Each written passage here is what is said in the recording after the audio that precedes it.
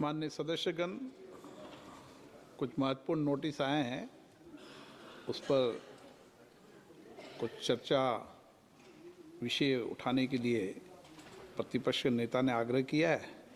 मैं माननीय राहुल गांधी जी से। Thank you, Speaker. Speaker, sir. As everybody is aware, a war has broken out in the Middle East. The United States, Israel, and Iran are at war. This war is going to have far-reaching consequences. The central artery from where 20% of the global oil flows, Strait of Hormuz, has been closed. And this is going to have tremendous repercussions, particularly for us, because a very large portion of our oil and natural gas comes through the Strait of Hormuz. The pain has just started. Restaurants are closing. There's widespread panic about LPG. Street vendors are affected. And as I said, this is only the beginning. The foundation of every single nation is its energy security.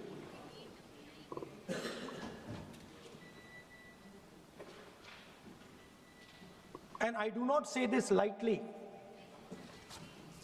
but allowing the United States to decide who we buy oil from, who we buy gas from, whether we can buy oil from Russia or not, whether our relationship with different oil suppliers can be decided by us. This is what has been bartered. And this is a very puzzling fact for me. It has been a very puzzling fact why a nation the size of India would allow any other nation, the president of another nation, to give us permission to buy Russian oil, to decide who our relationships are with. And this has been a puzzle, and I've been trying to figure this puzzle out. And I have figured the puzzle out. And the puzzle is about compromise. We have a gentleman sitting here who is the oil minister. He himself has said that he is a friend. Sir, I'm talking about oil security, sir.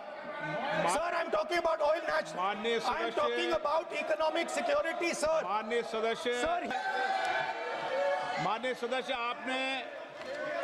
माननीय सदस्य, आपने जो notice दिया है, उस notice में बोलिए आप नोटिस में बोलिए। माननीय सदस्य, आप प्रतिपक्ष के नेता हैं, मैं आपको फिर आग्रह करना चाहता हूं, आप नोटिस अगर इस बात पर बोलने होता है तो नोटिस आज इस बात का देते हैं। नो, नहीं बोलने, नहीं इजाजत दी जाएगी। ठीक है, ऐसे नहीं चलेगा सदन।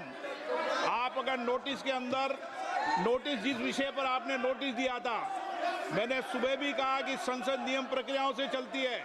आपने जो नोटिस दिया है, आप उस नोटिस में बोलिए। आपको अगर इस विषय पे बोलना है तो आप नोटिस देते, मैं अलाउ करता नहीं करता ये मैं तय करता, लेकिन ये तरीका ठीक नहीं है। नो, आप कोई रिकॉर्ड में नहीं जा रहा, आप नहीं बोलना चाहते इस विषय, ठीक है। नो, हाँ, इस विषय पर, जिस विषय पे नोटिस दिया उस विषय पे नोटिस में बोलिए। अगर आपको इस डिटेल में बोलना है तो उस पर नोटिस दीजिए आप। नो,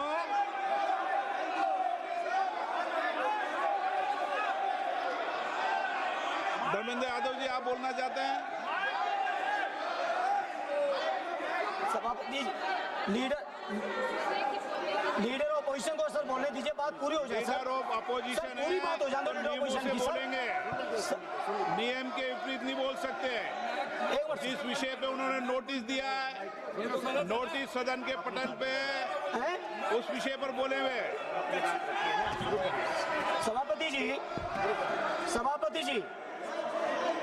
आप जो सभापति जी, लीडर ऑपोजिशन की बात पूरी हो जाए, उसके बाद मैं बोलना चाहता हूँ। सभापति जी बोलिए।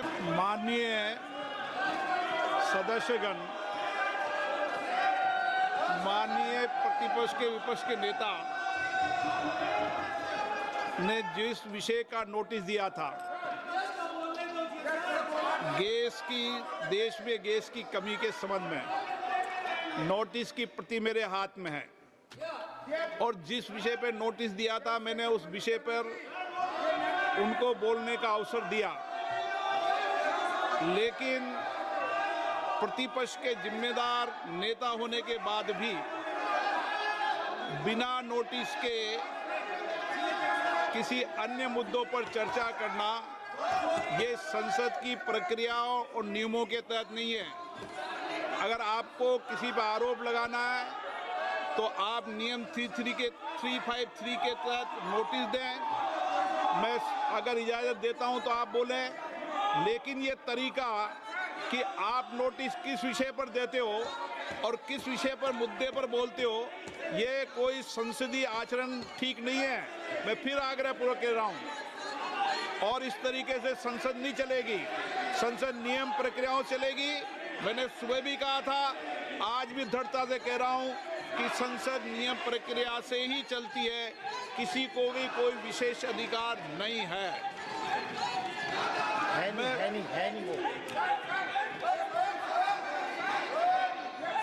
आप जाइए, आप अपनी अपनी सीट पर जाइए, मत जाइए। आपको महत्वपूर्ण विषय पर, वित्त विधेयक पर आपको बीच में रोककर सदन की मर्यादाओं के अनुसार प्रतिपक्ष को मौका दिया। आप कहते हैं प्रतिपक्ष के सदस्यों को मौका नहीं दिया जाता, बीच में चर्चा में आपको रोक के मौका दिया। यह तरीका आपका ठीक है क्या? यह संसदीय परंपरा के अनुसार है क्या? आप नोटिस किस बात का देते हैं और किसे भी स्वीकार है, यह उचित नहीं है। नो,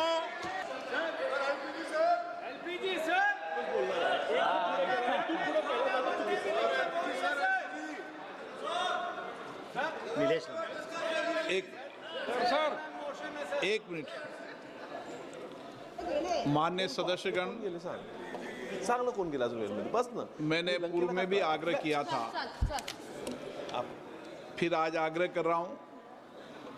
प्रश्नकाल सदन का सबसे महत्वपूर्ण समय होता है और आज भी प्रतिपक्ष के 8 माननीय सदस्यों के प्रश्न सूचीबद्ध हुए हैं।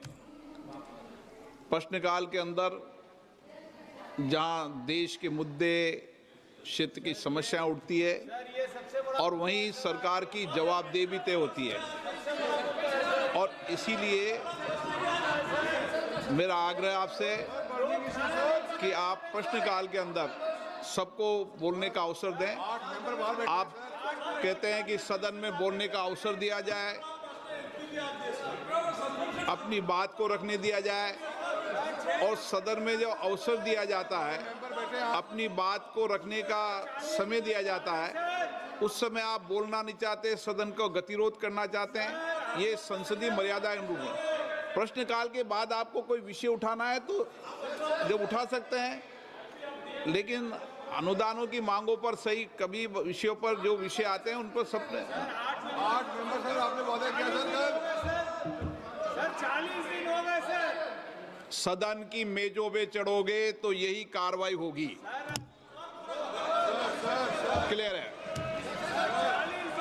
और एक और आग्रह, हाँ, और एक और आग्रह कर रहा हूं, एक और आग्रह कर रहा हूं। सदन की पवित्रता, चाहे संसद के परिसर के अंदर हो, चाहे संसद के बाहर हो, संसद की पवित्रता, मर्यादा, प्रतिष्ठा बनाने की सबकी जिम्मेदारी है।